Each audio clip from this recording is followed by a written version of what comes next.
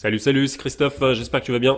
Alors écoute, on va du côté de Vincennes là ce soir, 2850 mètres, 2850 mètres, pardon, petite piste, avec deux échelons de départ. Moi je te donne mes bases, mes sous-bases, mes outsiders. Alors pour moi j'ai deux grosses bases, hein. Donc le numéro 8, Belle d'Hermès, qui découvre un super engagement, qui est en super forme avec un bon pilote pour l'occasion. Voilà, au premier échelon, pour moi, c'est une grosse base, hein, une grosse base de la course. Deuxième base, c'est le numéro 15, Balfour, évidemment. C'est un peu l'épouvantail. Il arrête pas d'enchaîner les victoires. Et le problème, c'est qu'il va partir donc au deuxième échelon. Et lui, en fait, ce qu'il aime bien, c'est prendre tête et corde et puis faire la course à sa manière. Est-ce qu'il va pouvoir le faire? Franchement, je sais pas. C'est en fait, il est un peu, franchement, ce cheval, il est vraiment déclassé hein, dans ce lot. Hein, je te le dis, hein, il est vraiment au-dessus de la mêlée. Maintenant, il part au deuxième échelon sur la petite piste. Il va pas pouvoir faire comme il fait d'habitude. Est-ce qu'il va pouvoir se faire ramener ou alors est-ce que Björn Goop il va foncer tête baissée, tu vois, dès le départ pour essayer de prendre la tête et la corde? Franchement, je sais pas. Moi, voilà. Enfin, j'ai un peu une grosse interrogation là-dessus. Bon, maintenant, il est clair et net. Hein, enfin, moi, j'en ferai pas le gagnant personnellement, mais voilà, il peut gagner cette course, c'est évident. Et surtout, je pense qu'il ne sort pas des trois premiers. Enfin, voilà, j'ai du mal à le voir en dehors des trois premiers. Ensuite, mes sous-bases, c'est le numéro 11, Un cher ami. Donc qui a pris une très très bonne cinquième place dans le dernier quintet là justement où il y a Balfour je crois qui a gagné. Voilà quoi, il a fait une très belle course et puis en plus de ça il a fait sa course donc en deuxième épaisseur. Donc il a vraiment bien fini, franchement c'était vraiment plaisant. Donc là il part au deuxième échelon. Mais voilà, toujours pareil en fait, s'il se fait bien ramener, tu vois, si par exemple il arrive à prendre le dos de Balfour, ça sera vraiment bien. Mais bon, voilà, après maintenant, tu sais, les circonstances de course, on sait jamais. Hein, mais voilà, bon, en tout cas, c'est un cheval qui est sur une montante, qui est sur une pente, enfin, qui est sur une, on va dire, qu'il est sur une montante, pardon. Il est sur une montante, donc ça me plaît, voilà. Si c'est pas cette course, ça sera peut-être une autre ou avec un engagement peut-être un petit peu plus favorable. En tout cas, moi, il me plaît. Ensuite, ma deuxième sous-base, c'est le numéro 3, Vloum de Bois. Vloum de Bois, écoute, bon, je l'ai sélectionné pour deux raisons. Pour trois raisons. Première raison, c'est qu'il part au premier échelon. Donc, sur la petite piste de Vincennes, c'est toujours un avantage. Deuxième raison, c'est qu'il est avec Jean-Michel Bazir. Alors, pas que Jean-Michel Bazir, patati machin, c'est que Jean-Michel Bazir, il connaît la petite piste par cœur. Et il sait exactement comment bien mener les chevaux sur ce tracé-là en fait. Donc franchement, je pense que même si il court caché, tu vois, à la corde, tu vois, sur un deuxième ou troisième rideau, il y a moyen qu'il finisse bien. Et troisième raison, c'est que le cheval semble quand même en bonne forme puisqu'il a une bonne musique là.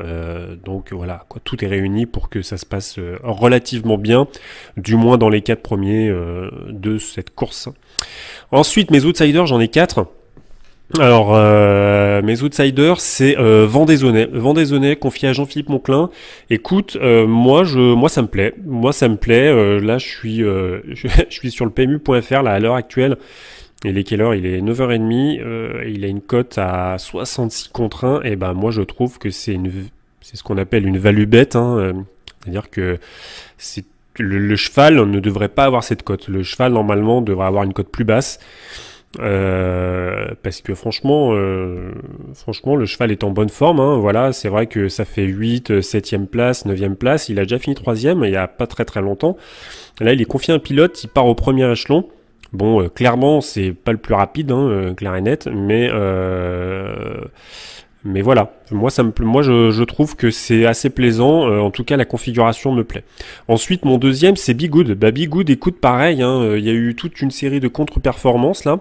Maintenant il part au premier échelon, il est déféré des 4, il est confié à Johan Le Bourgeois. C'est la même chose, hein, il peut se placer dans les 4 premiers, 4-5, hein, franchement, peut-être même plus ça se trouve. Peut-être même plus, il peut même se révéler, tu vois, parce que c'est un cheval qui a déjà pris de bonnes deuxièmes places. Donc voilà, faut faire attention. Ensuite, mon troisième outsider, c'est le numéro 1, Azan Dazif. Azan Dazif, pareil. Azan Dazif, faut vraiment s'en méfier parce que il est confié donc à David Thomin. Il a été DAI ses 3 dernières courses, mais juste avant, il a fini premier, troisième. Donc attention à ces cycles de forme qui peuvent être assez, on va dire, comment dire, qui peuvent quand même donner aux parieurs en fait de mauvais signaux en fait. C'est-à-dire que le cheval, ça se trouve, il est en forme, mais bon, il a été peut-être malchanceux, ou peut-être que j'en sais rien, il a été gêné, ou peu importe. Et du coup, il a eu toute une série de contre-performances qui font que maintenant au betting, en fait, il est, tu vois, il est complètement délaissé, tu vois. Donc, il faudrait vraiment faire attention à ce cheval. Et mon dernier outsider, c'est Axel Tilly. Axel Tilly, pareil, moi j'aime bien. Hein. Donc, 2e place dernièrement. Alors en revanche, je trouve que lui, sa cote, elle est un peu trop basse comparée à d'autres, tu vois, à Bigood par exemple. Enfin, tu vois, je vois Alex Tilly 19,3 contre 1, alors que Bigood il est à 54. Enfin, tu vois, je me dis waouh, enfin, là, des grosses différences.